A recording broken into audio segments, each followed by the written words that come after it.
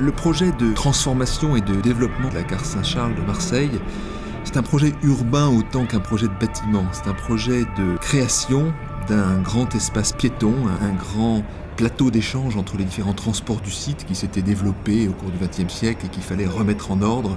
En même temps, c'est un lieu de service, de commerce, un lieu de service urbain finalement, où le service de la mobilité, qui représente l'accès à tous les transports, prend place au milieu d'un ensemble de services urbains. Et ce faisant, c'est devenu une sorte d'agora urbaine, ce lieu de la gare Saint-Charles.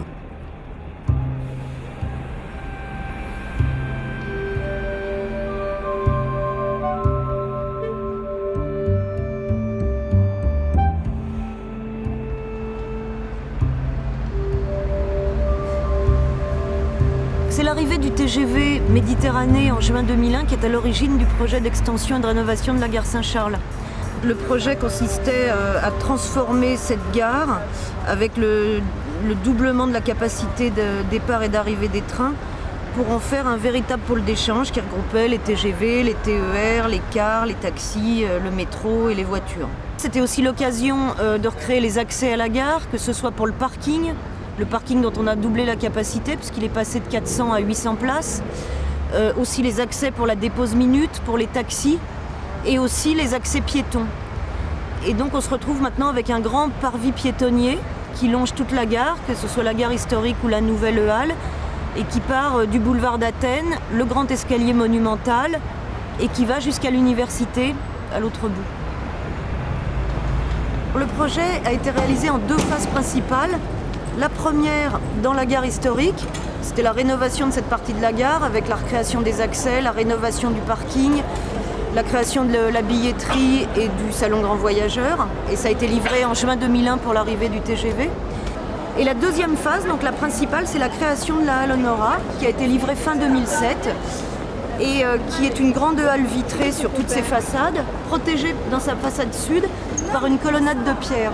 Alors cette colonnade de pierre, elle a été construite dans les mêmes matériaux, dans les mêmes altimétries, dans les mêmes volumes que la gare historique, ce qui permet d'avoir une façade unifiée tout du long.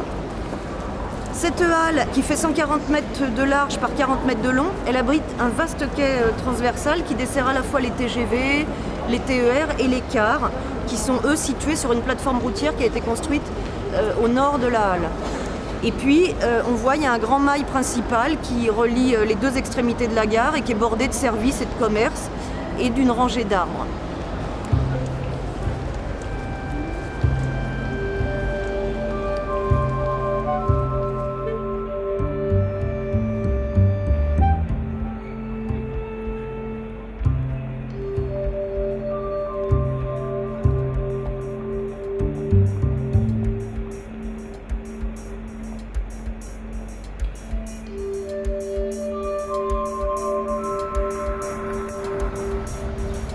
Donc là, on est sur le Square Narvik, qui a été la dernière partie du pôle Saint-Charles qui a été terminée cette année en 2013.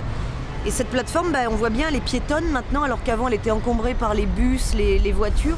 Et c'est ainsi que les Marseillais redécouvrent cet espace qui est côté sud-est de la gare, à l'abri du Mistral. Et sur le parvis piétonnier qu'on a refait là-bas, où on va trouver des terrasses, et on voit que les gens viennent réinvestir ce lieu. On est à Marseille, on aime bien vivre dehors, on y va pour déambuler, pour une rencontre. Et du coup, ce lieu qui était un bouchon entre les différents quartiers qui l'entourent est devenu un espace qui réconcilie, qui permet un croisement entre les quartiers très divers qui entourent la gare. La gare, à l'intersection entre tous ces quartiers, entre toutes ces sociologies, entre toutes ces cultures, joue un rôle d'assembleur, un vrai rôle d'espace public urbain.